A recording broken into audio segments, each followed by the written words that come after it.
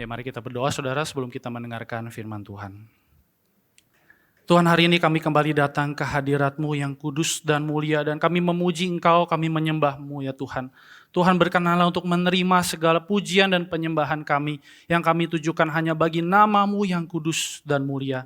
Dan saat ini juga ya Tuhan, berkenanlah untuk hadir bagi kami melalui kebenaran firman-Mu. Kiranya firman-Mu boleh sekali lagi mengingatkan kami akan siapa kami di hadapan Engkau ya Tuhan. Dan bagaimana kami seharusnya hidup di tengah dunia ini sebagai murid-murid-Mu ya Yesus. Berfirmanlah ya Tuhan. Dan bila setiap kami boleh sedia mendengarkan Tuhan. Dalam nama Tuhan Yesus, penebus kami yang hidup, kami berdoa. Amin. Selamat pagi saudara. Hari ini kita akan bersama-sama melanjutkan firman Tuhan dari Injil Yohanes. Seri khotbah dari Injil Yohanes. Mari kita membaca dari Yohanes pasal yang ke-12. Ayat 12 sampai 19. Yohanes pasal 12, ayat 12 sampai 19, silakan saudara memperhatikan di Alkitab masing-masing, saya akan membacakan bagi kita semua. Demikian firman Tuhan. Keesokan harinya, ketika orang banyak yang datang merayakan pesta mendengar bahwa Yesus sedang dalam perjalanan menuju Yerusalem, mereka mengambil daun-daun palem dan pergi menyongsong dia sambil berseru-seru, Hosana, diberkatilah dia yang datang dalam nama Tuhan, Raja Israel. Yesus menemukan seekor keledai muda, lalu ia naik ke atasnya seperti ada tertulis, jangan takut, hai putri Sion, lihatlah rajamu datang, duduk di atas seekor anak keledai. Mula-mula murid-murid Yesus tidak mengerti akan hal itu, tetapi sesudah Yesus dimuliakan, teringatlah mereka bahwa hal itu ditulis mengenai dia dan telah dilakukan untuk dia. Lalu bersaksilah orang banyak yang bersama-sama dengan dia ketika ia memanggil Lazarus keluar dari kubur dan membangkitkannya dari antara orang mati. Sebab itu orang banyak pergi menyongsong dia karena mereka mendengar bahwa ia yang membuat mujizat itu. Lalu kata orang-orang Farisi seorang kepada yang lain, kamu lihat sendiri bahwa kita sama sekali tidak berhasil. Lihatlah, seluruh dunia datang mengikuti dia. Demikian bacaan firman Tuhan pada hari ini, saudara. Saudara, kalau kita melihat kehidupan kita, maka kalau yang senang nonton film begitu ya khususnya, saudara mungkin banyak di antara kita, banyak orang-orang di luar sana juga senang dengan film-film yang heroik begitu saudara ya, ada pahlawannya. Pahlawannya mungkin kalau settingnya kerajaan, zaman Bahyula begitu ya, mungkin pahlawannya adalah seorang raja begitu. Atau kalau settingnya masa kini ada superhero satu atau mungkin sekumpulan superhero yang dikumpulkan untuk membasmi kejahatan gitu saudara ya.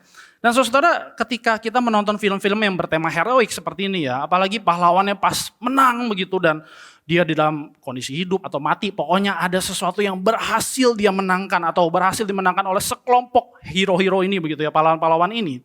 Saudara, film ini tidak sekedar memberi ide tentang seorang pahlawan kepada kita begitu ya. Tapi melalui peran utama, melalui pahlawan-pahlawan yang ada di situ saudara, kita dibuat yakin, kita dibuat percaya juga, wah ada ya hero, ada juga pahlawan yang seperti ini di film itu dan mungkin juga di dalam kehidupan saya begitu ya.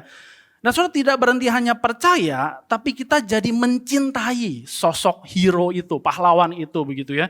Dan mungkin kita semua itu jadi senang untuk menjadi seorang hero bagi keluarga kita, bagi teman-teman kita begitu ya. Atau mungkin kalau akhirnya kita terlalu berlebihan menanggapi makna film-film seperti ini, kita jadi sok hero gitu ya, sok pahlawan. Dan mungkin kita berpikir kita seperti Mariah Carey ya, yang pernah bernyanyi There's a hero if you look inside your heart gitu ya. Atau seperti Mas Enrique Iglesias ya, yang bernyanyi I can be your hero baby gitu ya. Nah saudara, sebuah sensasi heroik begitu ya, itu bisa menawan hati kita, pikiran kita, mewarnai imajinasi kita, dan membawa sensasi kepada tubuh kita gitu, dan menggerakkan kehendak kita untuk mewujudkan sensasi itu saudara. Dan saudara, saya kira sensasi heroik seperti inilah yang dialami oleh orang-orang Yahudi waktu itu ketika mereka melihat Yesus saudara. Sebagai bangsa yang dijajah, tentu mereka ingin kebebasan. Hati mereka menghasratkan, menanti-nanti seorang yang sangat heroik yang bisa membebaskan mereka. Dan ketika mereka melihat ada Yesus begitu ya. Apalagi Yesus ini sudah membangkitkan Lazarus yang 4 hari sudah mati ada di dalam kubur begitu. Hati mereka seakan bersorak, nah ini dia orangnya. Ini dia yang kami sukai, ini dia yang kami nantikan. Nah saudara bayangkan suasana yang terjadi waktu itu saudara. Karena orang banyak waktu itu datang bertumpah ruah di jalan untuk menyambut Yesus saudara. So, saudara, dari Injil Yohanes kita bisa melihat bagaimana ada perspektif kerumunan orang yang tidak hanya dari depan Yesus, tapi juga dari belakang Yesus seakan-akan saudara begitu ya. Saudara, Matius, Markus, Lukas juga mencatat narasi atau kisah yang sama saudara. Yesus dielu-elukan begitu. Nah saudara, di dalam Injil Matius, Markus, dan Lukas kita bisa melihat bahwa orang-orang banyak ini digambarkan dari perspektif atau sudut pandang orang-orang yang sudah mengikuti Yesus atau mungkin dari belakang Yesus begitu ya. Tapi kalau saudara kita lihat dari Injil Yohanes, Yohanes mencatat bahwa kita bisa melihat sangat mungkin itu adalah orang banyak itu dari dua sisi. Ada orang-orang yang dari depan menyambut Yesus dan dari belakang mengikuti Yesus. Hal ini saudara bisa kita lihat dari kalimat yang dicatat oleh Yohanes ketika berkata, keesokan harinya ketika orang banyak yang datang merayakan pesta di Yerusalem itu, mendengar bahwa Yesus sedang dalam perjalanan menuju Yerusalem. Ada kerumunan, ada crowd saudara dari kota Yerusalem akan menyambut Yesus. Dan saudara, tidak hanya mereka, saudara, dicatat bahwa lalu bersaksilah orang-orang banyak yang bersama-sama dengan dia. Sudah bersama-sama dengan Yesus sejak apa? Sejak dia memanggil Lazarus keluar dari kubur dan membangkitkannya dari antara orang mati. Sebab itu orang banyak pergi menyongsong dia karena mereka mendengar bahwa Yesus yang telah melakukan mujizat itu saudara. Saudara, ada begitu banyak orang yang mengikuti Yesus waktu itu. Sangat meriah sekali saudara suasananya. Dan saya kira orang-orang itu waktu itu berpikir, nah ini waktu yang tepat untuk menyambut Yesus sebagai pahlawan kehidupan saya begitu ya, sebagai raja. Maka saudara, makin banyak orang yang antusias dengan figur Yesus waktu itu. Makin banyak yang percaya Yesus, Yohanes mencatat demikian. Dan bisa jadi saudara, masih banyak orang yang berkeinginan untuk mengangkat paksa Yesus menjadi raja. Yohanes sebelumnya mencatat itu saudara di pasal 6 ayat 14 sampai 15. Nah saudara, ketika suasana ini terjadi, hati para orang-orang Yahudi begitu ya bergejolak karena penantian mereka akan seorang raja, seorang pembebas akhirnya sudah di depan mata. Saudara, akhirnya mereka tidak berhenti berkerumun, tidak berhenti memviralkan Tuhan Yesus begitu ya. Nah ini dia orang yang sudah 4 hari dari Lazarus yang 4 hari mati di kubur itu, dia bisa membangkitkannya. Orang ini yang berhasil melakukan banyak sekali mujizat begitu ya. Orang banyak memviralkan Yesus, membicarakan tentang Yesus. Dan makin banyak orang juga yang menyongsong Yesus sambil mungkin mereka berkata, Yesus, kaulah pembebas kami. Yesus, kaulah orangnya itu. Jesus, you are the man for us. Nah saudara, di tengah situasi seperti itu, orang-orang yang hatinya tertawan oleh figur Yesus yang baik, bersimpati kepada mereka, dipenuhi dengan kisah-kisah Yesus yang melakukan keajaiban. Maka saudara, orang banyak itu melakukan apa yang mereka pikir harus mereka lakukan kepada Yesus. Saudara, dicatat bahwa mereka mengambil daun palem. Dan mereka pergi menyongsong dia, melambai-lambaikan daun palem itu saudara. Saudara, melambaikan daun palem melambangkan sambutan bagi seseorang yang menang. Ataupun seorang hero begitu ya, Mesias yang dinanti-nantikan oleh bangsa Yahudi. Nah saudara, tidak hanya mengambil daun palem, melambai-lambaikannya begitu ya. Mereka juga menyerukan, ada sorakan nyanyian yang terambil saudara dari Mazmur 118. Nah saudara, Mazmur 118 ini adalah salah satu Mazmur Halel ya, atau Mazmur pujian yang dinyanyikan oleh orang-orang Yahudi dalam perjalanan mereka menuju Yerusalem. Ketika akan mengikuti sebuah perayaan seperti mereka ini ya, akan mengikuti perayaan Paskah begitu di dalam Paskah orang Yahudi waktu itu. Dan saudara, kalau kita perhatikan sekilas dari Mazmur 118, maka saudara, kalau kita mengingat lagu-lagu di masa kini begitu ya, kalau kita baca keseluruhan Mazmur 118 itu rasanya saudara banyak sekali lagu yang di medley di sana begitu ya, disambung-sambungkan satu sama lain. Lagu-lagu yang sangat meriah, menyatakan rasa syukur kepada Tuhan, menyatakan bagaimana Tuhan akan melindungi saya. Tangan Tuhan yang perkasa akan menolong saya keluar dari perbudakan, kira-kira seperti itu saudara. Saudara, sebuah syair-syair di Mazmur 118 juga yang ada syair mesianik tentang juru selamat yang dinantikan dan yang akan datang saudara. Seperti misalnya di ayat 22, Mazmur 118 ayat 22. Di sana dikatakan batu yang dibuang oleh tukang-tukang bangunan telah menjadi batu penjuru. Hal itu terjadi dari pihak Tuhan, suatu perbuatan ajaib di mata kita. Nah saudara, termasuk juga berikutnya adalah pujian yang dilantunkan orang-orang banyak itu kepada Tuhan Yesus. Ketika mereka berkata, ya Tuhan berilah kiranya keselamatan. Atau secara singkat saudara, ini adalah kata Hosana. Dan kemudian dilanjutkan, diberkatilah dia yang datang dalam nama Tuhan. Kami memberkati kamu dari dalam rumah Tuhan.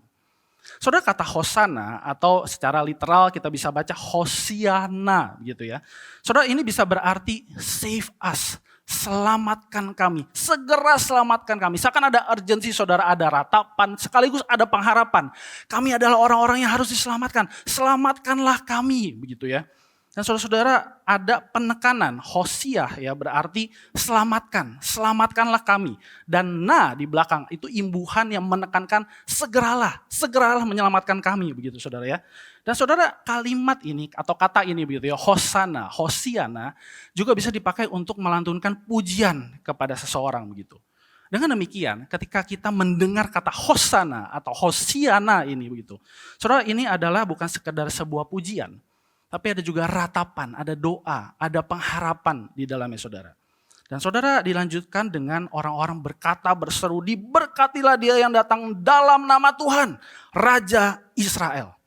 Nah, kalau kita perhatikan saudara, di kalimat aslinya, di syair aslinya di Mazmur 118 ayat 26. Di sana tidak ada frasa Raja Israel. Karena itu saudara, kita bisa melihat mungkin kalimat ini ditambahkan oleh orang-orang waktu itu yang menyambut Tuhan Yesus. Karena kalimat aslinya berkata, diberkatilah dia yang datang dalam nama Tuhan. Ini kalimat yang sama saudara yang dipakai untuk menyambut orang-orang yang datang ke Yerusalem pada waktu itu saudara. Nah saudara, ketika lirik Raja Israel, frasa Raja Israel ditambahkan begitu ya. Saudara, saya pikir orang-orang waktu itu melihat Yesus sebagai ini dia, Raja dan Mesias yang saya nantikan secara politis. Untuk membebaskan saya dari perbudakan Romawi begitu. Saudara, ingat suasana pada waktu itu. Paskah orang Yahudi akan segera tiba. Apa itu Paskah bagi mereka saudara?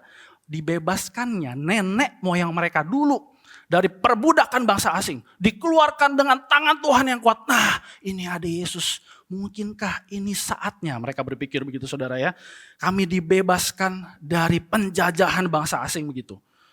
Nah saudara, ketika orang banyak itu waktu itu berseru, Hosana, diberkatilah dia yang datang dalam nama Tuhan Raja Israel begitu. Saudara, di dalam imajinasi mereka, di dalam pikiran dan hati mereka, Yesus adalah sebuah figur raja, sebuah pahlawan, seorang pahlawan yang akan membebaskan mereka setidaknya dari 3 hal. Penjajahan Romawi, dan Yesus akan menghakimi orang-orang Romawi karena telah menjajah umat pilihan Allah begitu ya. Dan Yesus akan mengembalikan tanah perjanjian kepada umat Allah. Freedom, judgment, dan possession. Mereka menginginkan dari Yesus kebebasan, penghakiman, dan juga kepemilikan atas tanah mereka. Saudara, 3 keinginan hati yang sebenarnya tidak pernah jadi maksud Yesus ketika dia datang ke dalam dunia. Karena itu saudara, merespon akan sorakan pujian dari orang banyak ini saudara. Yohanes mencatat bagaimana Yesus melakukan tindakan ini saudara. Yesus menemukan seekor keledai muda, lalu ia naik ke atasnya. Seperti ada tertulis di dalam kitab Zakaria. Jangan takut, hai putri Sion. Lihatlah rajamu datang duduk di atas seekor anak keledai. Saudara, kalau kita kembali membandingkan posisi nubuatan Zakaria ini, saudara, yang dicatat di keempat Injil. Saudara, Matius menaruhnya di depan sebelum Yesus naik ke keledai dan dielu-elukan begitu ya. Markus dan Lukas saudara tidak mencatat akan nubuatan Zakaria ini. Tapi Yohanes menaruh di belakang setelah Yesus dielu-elukan dan kemudian dicatat dia akan naik ke atas keledai. Matius dan Yohanes juga sama-sama mencatat ini adalah penggenapan nubuatan saudara. Akan seorang Mesias yang akan datang. Saudara, melalui tindakan ini, Yesus sedang mengontraskan antara Mesias yang diharapkan oleh orang-orang Yahudi waktu itu, figur Mesias yang ada di dalam imajinasi mereka saudara, dan siapa Yesus yang datang. Saudara, Yesus sedang menggenapi nubuat Zakaria. Dia bukan sekedar humble bragging begitu ya. Tadinya dipikir naik kuda, saya naik keledai aja begitu ya. Tidak saudara. Tapi saudara, Yesus mau menunjukkan, kasih paham kepada semua orang waktu itu bahwa dia datang sebagai raja yang rendah hati di atas keledai, bukan di atas kuda perang.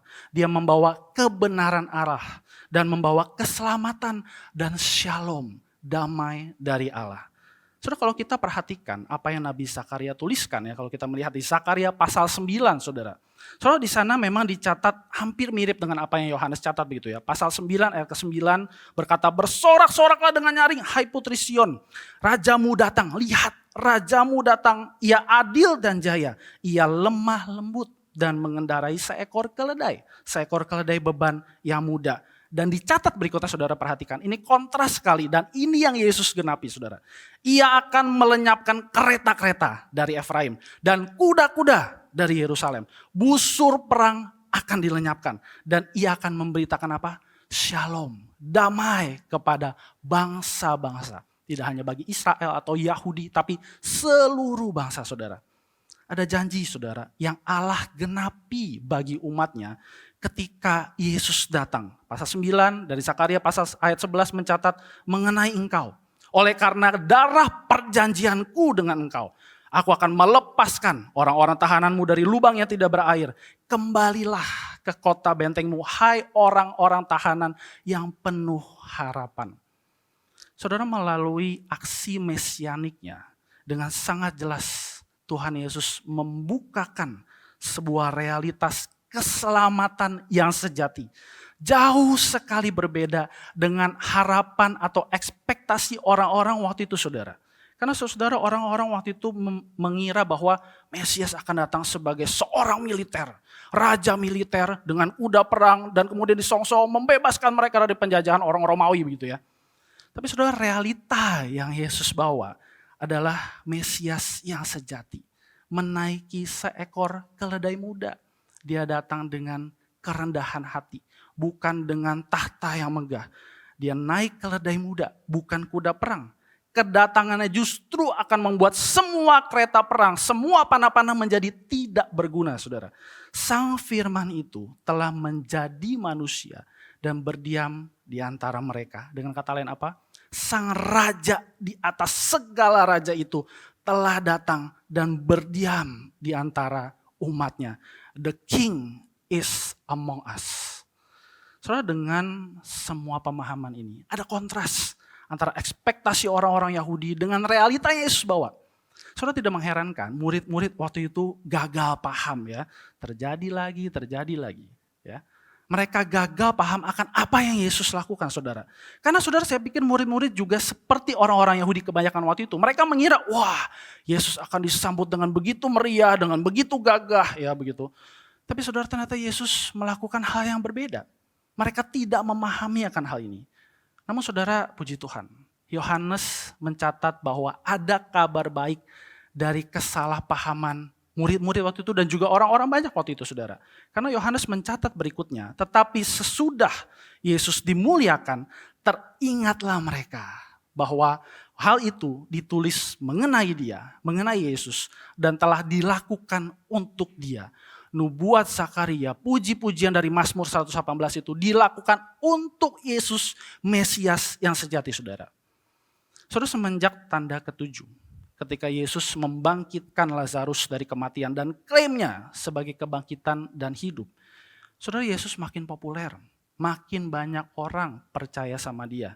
Secara manusiawi saudara, Yesus layak untuk mengumpulkan semua pencapaian ini begitu ya dan mengklaim kerajaannya sesuai keinginan dan ekspektasi yang populer waktu itu. Namun saudara, di saat yang sama Tuhan Yesus tahu dia semakin dekat dengan Yerusalem. Itu berarti apa? Dia semakin dekat dengan kematiannya saudara. Saudara, Michael Horton menuliskan demikian. Yesus memeluk salib persis seperti seorang raja menyambut tongkat kerajaannya. Tongkat pemerintahannya. Saudara, di dalam perenungan saya pribadi, saya kira ini yang berusaha Yohanes sampaikan ketika dia menceritakan kisah ini dan seluruh rangkaian di dalam Yohanes 12 ini saudara. Saudara, mari kita perhatikan sekilas bagaimana seluruh pasal 12 memberikan hint, kisi-kisi begitu ya, yang terlalu jelas akan bagaimana Yesus menyambut kematiannya saudara. Saudara, posisi dari kisah ini, Yesus dielulukan ini saudara, diapit di antara dua kisah ini.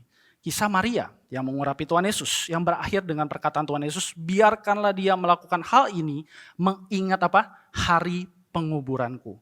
Dan kemudian setelah Yesus dielu-elukan, di sana dicatat Yohanes 12 ayat 23, 32, 33 begitu ya. Yesus berkata, telah tiba saatnya anak manusia dimuliakan. Dan Yesus kemudian berkata juga, dan aku, apabila aku ditinggikan dari bumi, ketika aku akan disalib, aku menarik semua orang datang kepadaku. Ini dikatakannya untuk menyatakan bagaimana caranya ia akan mati. Saudara, sebuah plot penceritaan dari Yohanes yang terlalu jelas menunjukkan bahwa ketika Yesus dielu-elukan, disongsong, disambut oleh orang banyak, ini bukan seperti prosesi perajaan pada umumnya, saudara. Ini bukan sekedar prosesi pemahkotaan bagi seorang raja begitu ya, bagi seorang penguasa pada waktu itu. Ketika Yesus dielu-elukan, saudara, dia bukan sedang membawa orang Yahudi untuk keluar bebas dari penjajahan. Ini bukan tentang kembalinya tanah perjanjian kepada umat pilihan Allah. Ini bukan tentang hak dari orang-orang Yahudi untuk menghakimi penjajah mereka, saudara. Ini bukan sekedar kemeriahan dari orang banyak waktu itu yang berteriak, Hosana, Hosana. Saudara, ini bukan juga tentang tumpah ruahnya orang banyak di dalam perjalanan Yesus menuju Yerusalem, mau viralkan dia, bersaksi tentang dia. Saudara, ketika Yesus dielu-elukan, ada bayang-bayang maut di belakang dia, hari penguburannya. Tapi di depan saudara ada salib yang akan dia sambut. Dia tahu betul ketika aku akan ditinggikan dari atas bumi, aku akan menarik semua orang kepadaku. Saudara, inilah Mesias yang sejati. Yesus sedang mendramakan seorang raja yang menarik dua realitas itu kepada dirinya sendiri. Ya, inilah aku, raja yang akan mati, yang mengantar nyawanya ke jantung kota Yerusalem. Untuk siapa? Untuk setiap manusia berdosa waktu itu. Dan saudara, melalui setiap teriakan Hosana, Hosana, Yesus ketika dia dielu-elukan, seakan dia berkata, yes, betul, untuk itulah aku datang dan mati. Menjawab setiap ratapan dan doa orang-orang ini. Hosana, selamatkan kami Tuhan, selamatkan kami. Itu yang Yesus jawab. Bukan sekedar pembebasan dari penjajahan orang asing, saudara. Sebuah elu-elu, sebuah arak-arakan yang di luar nalar manusia, di luar prediksi para pemimpin agama Yahudi waktu itu, saudara. Sampai-sampai akhirnya mereka berkata, kita sama sekali gagal. Tidak berhasil. Lihat tuh Yesus. Semua dunia mengikuti dia. Saudara, kisah ini berakhir dengan sangat ironis. Para pemimpin agama Yahudi waktu itu melihat semua strategi mereka, bahkan rencana mereka, persepakatan mereka untuk membunuh Yesus tidak akan bisa berhasil. Kenapa? Semua orang mengikuti Yesus. Dunia bukan sekedar orang banyak, saudara. Yohanes mencatat dunia adalah orang-orang, jiwa-jiwa yang terhilang. Apa yang mereka lakukan? Mengikuti Yesus. Saudara, sangat ironis, segala usaha manusia, bahkan pemimpin agama waktu itu, saudara, untuk menurunkan Yesus dari tahtanya akan selalu gagal. Dan bahkan saya kira, saudara, ini bukan sekedar ekspresi dari para pemimpin agama Yahudi waktu itu, tapi ini juga adalah ekspresi dari iblis. Saya telah gagal untuk menurunkan Yesus dari tahtanya. Yesus tahu betul apa yang ada di belakang dan di depan dia, dan dia menarik semua itu kepada dirinya sendiri. Kematian, raja yang akan mati, saudara. Saudara, itu respon dari orang-orang Farisi, para pemimpin agama waktu itu. Bagaimana dengan kita, saudara, di masa kini? Nah, saudara, ingat juga bagaimana tadi murid-murid dicatat awalnya mereka gagal paham. Saudara, bagaimana dengan kita? Bagaimana kita memahami akan kerajaan Yesus, the kingship of Jesus? Saudara, saya mengajak kita untuk merenungkan firman Tuhan hari ini melalui dua sudut pandang, saudara. Yang pertama adalah kerumunan orang. Orang-orang banyak yang melulukan Tuhan Yesus begitu ya, dan juga murid-murid Yesus. Saudara, mari kita bertanya, bagaimana kita merajakan Yesus di dalam hidup kita? Adakah kesalahanmengertian di hati kita yang terekspresikan melalui bagaimana kita menjadikan Yesus sebagai raja di dalam kehidupan kita? Saudara, apakah kita sedang menjadi seorang Kristen seperti murid-murid Yesus? Ikut Yesus, ya, kagum sama mujizat dan tanda-tandanya, ngertilah apa yang Tuhan Yesus ajarkan begitu ya.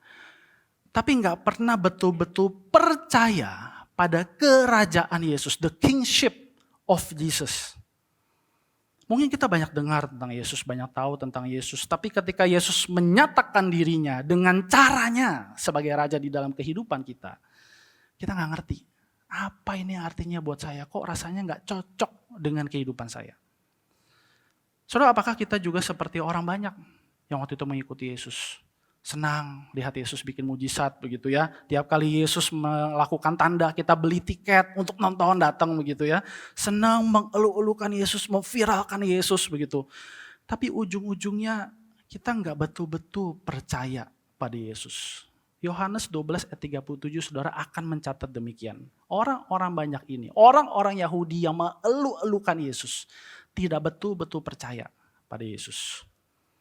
Saudara, mungkin kita rajin ke gereja, rajin ikut seminar, pembinaan ini dan itu. Mungkin kita senang dengan ide-ide tentang siapa Yesus. Yesus yang adalah pahlawan bagi kehidupan saya, Mesias bagi kehidupan saya begitu ya. Mungkin kita senang ketika kita berkata, wah puji Tuhan, hari ini aku lolos dari ujian. Bukan lulus begitu ya saudara ya. Lolos dari ujian di kampusku, wah ini pertolongan Tuhan, puji Tuhan. Saudara, kita mungkin juga senang berkata, wah puji Tuhan, sekarang di masa muda saya bisa beli rumah dari cuan pekerjaan saya. Wah, sesuatu yang tidak bisa saya bayangkan, puji Tuhan gitu. Saudara, kita senang dengan ide-ide tentang Yesus yang menyelamatkan kita. Kita tuangkan semua itu dengan postingan-postingan media sosial kita begitu ya, gambaran-gambaran kita tentang Yesus. Tapi saudara, kita tidak betul-betul percaya ketika Yesus menyatakan dirinya sebagai raja sesuai dengan caranya bagi kita, bukan dengan cara kita. Apakah kita juga senang dengan ide tentang Yesus sebagai juru selamat, hero, bisa melakukan apapun yang kita mau. Sosok Yesus itu kita kemudian viralkan, kita sembah-sembah begitu ya.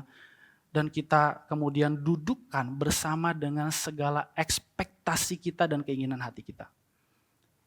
Yesus, duduk sini deh ya, gitu ya. Jadi raja bersama dengan semua keinginan saya. Jangan sendirian, ini ada keinginan saya, tolong dibawa gitu ya. Yesus, yuk duduk di sini gitu. Jadi raja dan tolong selamatkan saya dari semua krisis dalam kehidupan saya. Saudara, apakah kita sedang merajakan Yesus bersama-sama dengan semua ekspektasi dan keinginan hati kita dan untuk kepentingan hati kita? Itukah yang sedang kita lakukan ketika kita merajakan Yesus di dalam hidup kita? Saudara, sebuah kalimat dari John Webster saya kira akan membantu kita memahami bagaimana seharusnya kita merajakan Yesus di dalam hidup kita. Saudara, John Webster berkata demikian, perajaan atau penobatan Yesus sebagai raja bukan berarti Yesus mendapatkan kehormatan atau otoritas yang sebelumnya dia nggak punya. Perhatikan ya, sejatinya pemerintahan sang anak domba itu sebagai raja bukan tentang status yang gak sengaja didapatkan atau menjalani peranan yang di luar dirinya. Sejatinya itu adalah hakikatnya sebagai Allah. It is what he is. He is the king. Tanpa apapun embel-embel dari kita saudara, bahkan tanpa kita merajakan Yesus, dia sudah menjadi raja bagi dunia ini, bagi kehidupan kita saudara. Merajakan Yesus, menjadikan Yesus sebagai raja di dalam kehidupan kita akan menjadi sebuah kesalahan jika kita tidak mendahuluinya dengan hati yang sungguh-sungguh percaya dan mengakui kerajaannya itu. Kingship of Jesus. Menjadikan Yesus sebagai raja bagi hidup kita saudara harus didahului dengan hati yang sungguh percaya dan mengakui dialah raja tanpa apapun dari kita, tanpa sumbangsi kontribusi apapun dari hidup kita. Dia sudah menjadi raja sejak kekekalan saudara. Menjadikan Yesus sebagai raja tanpa percaya akan kingship-nya, kerajaannya di dalam hidup kita. itu sama saja dengan menjadikan Yesus Raja supaya ekspektasi kita terpenuhi. Supaya segala bagasi keinginan hati kita terpenuhi. Supaya kita bisa selamat sampai tujuan demi kepentingan kita. Supaya hak-hak hidup kita dibela oleh Tuhan. Saudara, bukan seperti itu caranya merajakan Yesus. Ketika kita lebih dulu mengakui kerajaan Yesus, the kingship of Jesus, maka saudara ada hati yang tidak berdaya. Ada hati yang kosong. Tahu betul saya butuh untuk diselamatkan. Hati yang berseru, Hosana, Hosana sambil melambaikan tangan. Selamatkan aku ya Tuhan. Selamatkan jiwaku yang hancur dan kosong ini. Selamatkan aku. Saudara, sang anak domba itu, Yesus akan mengisi kekosongan hati kita. Bertahta di hati kita. Dan menyambut kita dengan tangannya yang berlubang paku. Menyambut kita yang berdosa dengan pengampunan. Menyambut kita yang terluka dengan pengharapan dan pemulihan hati dari Dia. Menyambut kita yang bergumul dengan shalom, damai yang Dia berikan di tengah badai kehidupan kita. Dan dengan hati seperti inilah kita pun dapat melanjutkan lantunan ratapan dan pujian kita. Diberkatilah Yesus yang datang di dalam nama Tuhan. Dan saudara, Yesus mengundang kita juga untuk memberitakan kabar baik ini kepada jiwa-jiwa yang terhilang. Bahwa ada raja di atas segala raja yang akan bertahta di setiap hati yang hancur. Yang akan mengisi setiap hati yang kosong. Dan setiap jiwa itu juga bisa berseru bersama-sama kita saudara. Hosana, Hosana, selamatkan kami ya Tuhan. Nah, saudara, yang terakhir, mari kita melihat diri kita dari orang-orang Farisi waktu itu. Dan mari kita tanyakan apakah saat ini kita sedang berusaha untuk mendongkel Yesus, menggeser Yesus, menyingkirkan Yesus dari tahtanya. Saudara, apakah bagi kita Yesus tidak lebih dari raja boneka? Gampang kita sentil keluar dari tahta hati kita. Dan kita bertahta sendiri membuat kerajaan versi kita sendiri dalam hidup kita yang hancur dan rapuh ini. Saudara, apakah seperti orang-orang Farisi waktu itu, kita merasa terganggu dengan sosok Yesus yang bertahta di dalam hati kita sebagai raja? Patah tempat neteng datang bikin mujizat begitu ya, bilang saya bisa menyelamatkan kamu. Kita merasa terganggu dengan sosok Yesus yang seperti itu karena kita rasa ada yang tidak cocok antara Yesus dengan kehidupan saya. Saudara, ketahuilah dengan pasti bahwa kerajaan Yesus tidak dibuat dari tangan manusia dan tidak ada satu tangan manusia apapun yang dapat menghancurkan, menggeser Yesus dari tahtanya, saudara. Saudara, ketika dunia ini menginginkan raja yang heroik datang dengan pedang dan perang, Yesus datang dengan kerendahan hati, membawa realitas hidup yang baru. Ada kehidupan yang penuh damai, shalom di bumi seperti di surga. Ada kehidupan yang dipimpin oleh kebenaran Allah. Ada kehidupan yang mengekspresikan akan kasih Allah kepada sesama. Ketika manusia menginginkan raja yang sentimen saja dengan masalah-masalah kehidupan kita, masalah-masalah di muka bumi ini, saudara, bisa datang dengan kuda putih dan ciuman kebebasan, begitu ya. Saudara, Yesus datang membawa kebebasan yang sejati, bebas dari dosa, akar masalah dari semua masalah yang ada di muka bumi ini, saudara.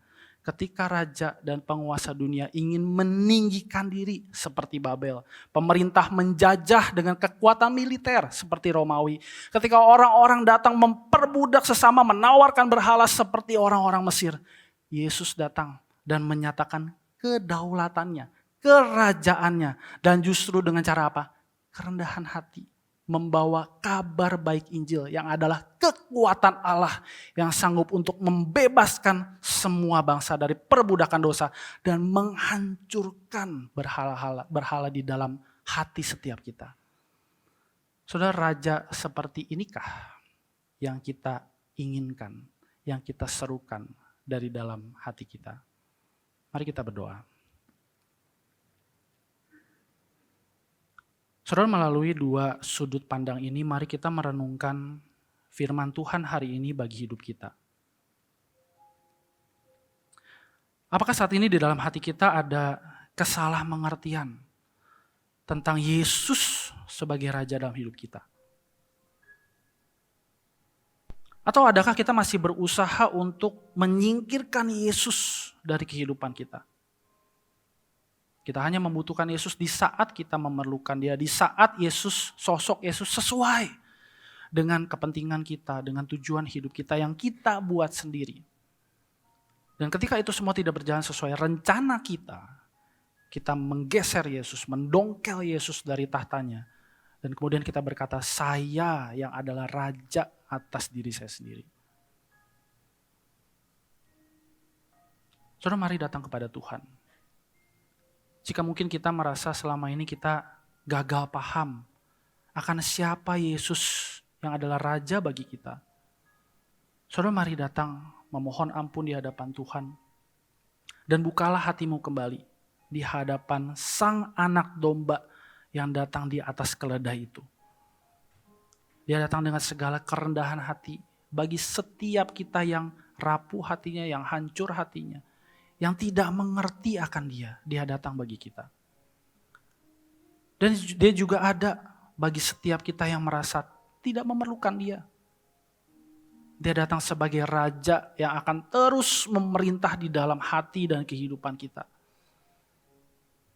Siapakah Yesus yang adalah Raja itu bagi hidupku dan hidupmu? Mari datang kepada Dia dalam doa.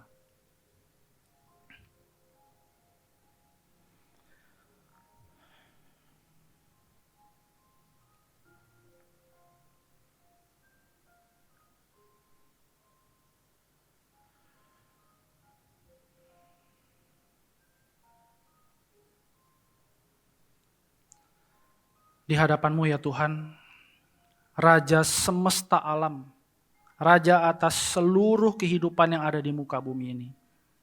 Kami datang kepadamu dan membuka hati kami seutuhnya.